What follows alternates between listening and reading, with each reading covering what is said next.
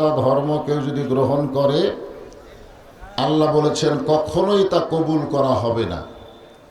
আল্লাহর কাছে একমাত্র কবুলযোগ্য জীবন ব্যবস্থা ধর্মের নাম কি? ইন্নাদ দীনা ইনদাল্লাহিল ইসলাম। আল্লাহ দয়া করে রহম করে সেই ইসলামের ভিতরে মুসলমান হিসাবে আমাদেরকে কবুল করেছেন। খুশি না বেজার? তাহলে জবান খুলে সকলে বলি আলহামদুলিল্লাহ। আল্লাহর প্রশংসা করার আর একটা কারণ হলো, আল্লাহ আমাদেরকে দয়া করে মেহেরবানি করে বিশ্ব নবীর উম্মত হিসাবে কবুল করেছেন। আছেন আমার মুক্তার, আছেন আমার বারিস্টার, শেষ বিচারের হাইকোর্টেতে তিনি আমায় করবেন পার। আমি পাপী, তিনি জামিনদার। আল্লাহ যখন হাকিম হয়ে আমাদেরকে শেষ বিচারের দিন আসামি করে বিচার শুরু করবেন, ওই সময় আমাদের নবী উকিল হয়ে বারিস্টার হয়ে আমাদেরকে সুপারিশ করে জান্নাতে পৌঁছায় দিবেন। এমন একজন নবীর উম্মত হওয়াতে খুশি না বেজার? তাহলে জবান করে আর একবার বলি আলহামদুলিল্লাহ। আল্লাহর প্রশংসা করার আর একটা কারণ হলো যে কোরআন থেকে আমরা তাফসীর শুনতে এসেছি। এ কোরআনের মধ্যে কোনো সন্দেহ, ধোঁকা, গোঁজামিল নাই।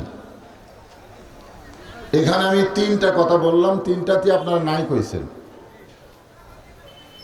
এগুলো কি জানা শোনা কইছেন না হুজুকা বাঙালি? হুজুকা বাঙালি। এই পশ্চিমবঙ্গে বিজেপি জয়লাভ করছে, আর বাংলাদেশের কিছু হুজুকা বাঙালি কইছে আওয়ামী লীগ তো আবার ফিরে আসতেছে।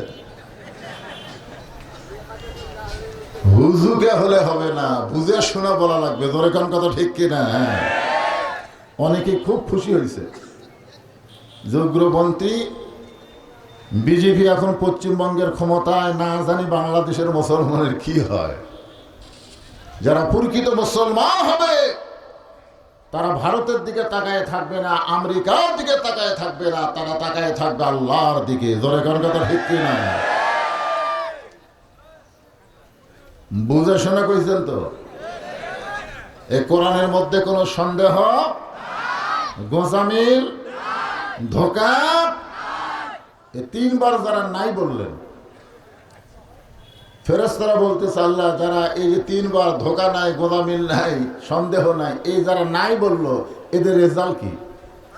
আল্লাহ বলতেছে এদের রেজাল্ট হলো এদের জীবন থেকে জাহান্নামকে আমি নাই করে দিয়ে দিলাম। জালিকাল কিতাবু লা রাইবা ফীহি হুদাল লিল মুত্তাকিন। এমন একটা কিতাব আল্লাহ আমাদেরকে দিয়েছেন যার ভিতরে কোনো সন্দেহ নাই। এটা পাইকারি হারে সবাইকে হেদায়েত দেবে না। আল্লাহ যদি বলতেন হুদাল্লিন নাস, যে সমস্ত মানুষের জন্য এটা হেদায়েত, কিন্তু হুদাল্লিন নাস না বলে আল্লাহ বললেন হুদাল্লিল মুত্তাকিন। কেবলমাত্র মুত্তাকি বান্দা বান্দি যারা আল্লাহর কোরআন থেকে হেদায়েত পাবে তারা। শুধুমাত্র কোরআন শুনলেই হবে না। আমার আগে এক অতিথি সাহেব যে বললেন যে শুধুমাত্র শুনলে হবে না, আপনাদের চাইতেও কোরআন শরীফ ভালো শুনেছে আবু জেহেল। আপনারা তো তাও বসে বসে আরামে শুনতেছেন, ওর আর বসার ভাগ্যে হয়নি। ও দাঁড়িয়ে থেকে সারা রাত কোরআন তেলাওয়াত শুনছে, সারা রাত। সকালবেলা গিয়ে মিটিং এর মধ্যে হঠাৎ মুখ ফসকে বলে ফেলেছে, এত সুন্দর কোরআনের বাণী, রাতটা কোন দিক দিয়ে গেল আমি বুঝবারই পারিনি। দেখছেন কোরআনের পক্ষে কত সুন্দর কথা, যে এত সুন্দর কোরআনের বাণী, রাতটা কোন দিক দিয়ে গেল আমি বুঝবারও পারিনি। বাংলাদেশের সমস্ত মুসলমান কোরআনের তারিফ করে। জোরে কোন কথা ঠিক কিনা? আবু জেহেলের চাইতে মনে হয় বেশি করে না।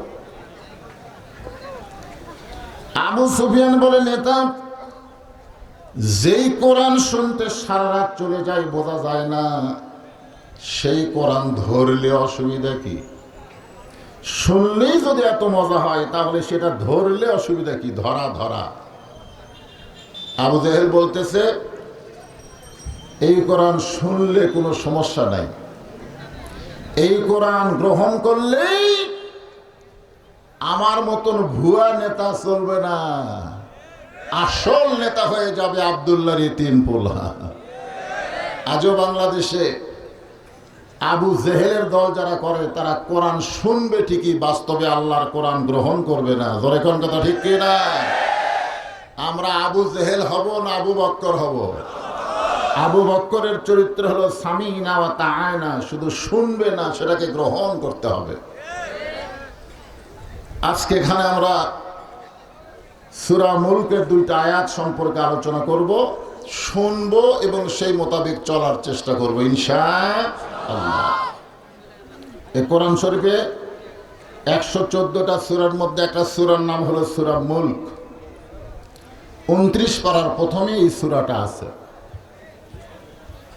মুলক শব্দের অর্থ হলো রাজ্য এবং রাজত্ব। আসলে রাজ্য এবং রাজত্বের মালিক কে? এখানে কিন্তু আয়াতের প্রথম আয়াতের শেষে বলা হয়েছে অহু আলা কুল্লি শাইইন কদির, প্রত্যেকটা বিষয়ের উপরে একমাত্র ক্ষমতাকার। আরো জোরে বলেন। তাহলে চাষ টলে যে আপনারা গল্প করতেছেন, আগে আওয়ামী লীগ ক্ষমতায় ছিল, এখন বিএনপি ক্ষমতায় আছে। আপনারা বলেন তো এইটা কি তাওহীদ না শিরক? জোরে বলতে হবে। আগে আওয়ামী লীগ ক্ষমতায় ছিল, এখন বিএনপি ক্ষমতা আছে, তাহলে আল্লাহর ক্ষমতা কোথায় গেছে? হ্যাঁ, ক্ষমতার ব্যাপারে কেউ যদি কোন দলকে দেয়, সঙ্গে সঙ্গে আল্লাহ তার ঈমানকে ভঙ্গ করে দেয়, সে আর ঈমানদার থাকে না, সে মুশরিক হয়ে যায়। একমাত্র ক্ষমতার মালিককে বলতে কারো যদি একটু সমস্যা হয়, বুঝবেন তার ঈমানের মধ্যে ভেজাল আছে। যেখানে আল্লাহ নিজেই বলতেছেন তাবারাকাল্লাযী বিয়াদিহিল মুলক, গোটা পৃথিবীর রাজত্ব, কর্তৃত্ব, মালিকানা একমাত্র কার হাতে? অহু আলা কুল্লি শাইইন কদির, সমস্ত ক্ষমতার মালিক কে? আল্লাহ। এরপর আল্লাহ বলতেছেন আল্লাযী খালাকাল মাউতা ওয়াল হায়াতা লিয়াবলুয়াকুম আইয়ুকুম আহসানু আমালা ওয়াহুয়াল আজিজুল গফুর। মৃত্যু এবং হায়াত, মৃত্যু এবং হায়াতের স্রষ্টাকে। এখানে আপনাদের মধ্যে এমন কোন একজন আল্লাহর বান্দা আছেন যে দাঁড়িয়ে বলতে পারেন হুজুর আমার বাসা সবচাইতে নিকটে, আমি এখান থেকে বাসায় যেতে পারবই? এরকম কেউ আছেন আপনাদের মধ্যে? এরকম সাহসী কোনো ব্যক্তি আছে যে হুজুর আমার বাড়ি সবচাইতে নিকটে, তো আমি বাড়িতে যাবার পারবই?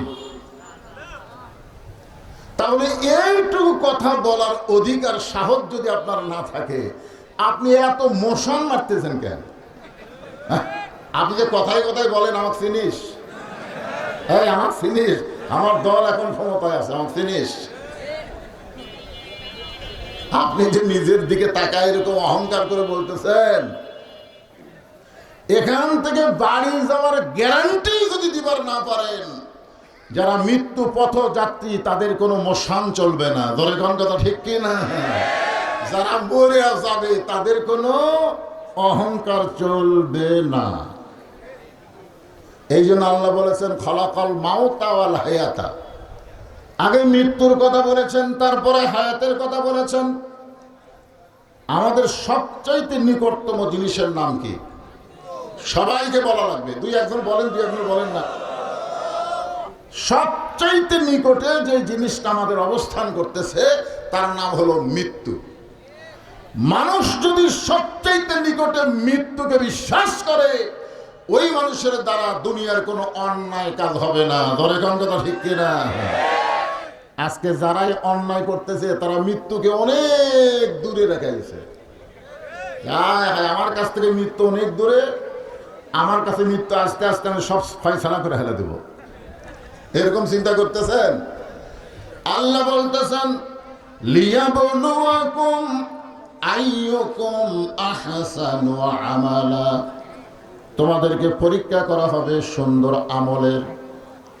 আমাদেরকে আল্লাহ পরীক্ষা করবে কি আমল? আহসানু আমালা, সুন্দর আমল। আপনারা বলেন তো, সুন্দর আমল যদি আমরা করতে চাই তাহলে সুন্দর একটা পরিবেশের দরকার আছে না নাই?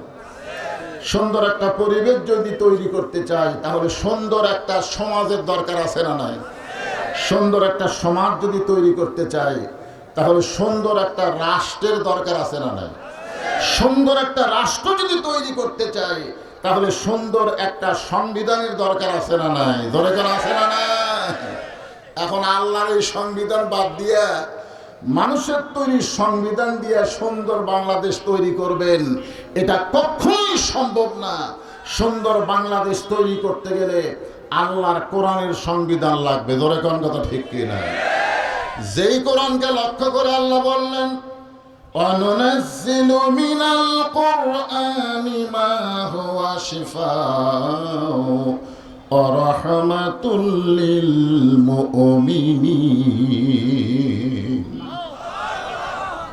মুমিনদের জন্য আল্লাহ কোরআনকে যাবত রোগের ঔষধ, শিফা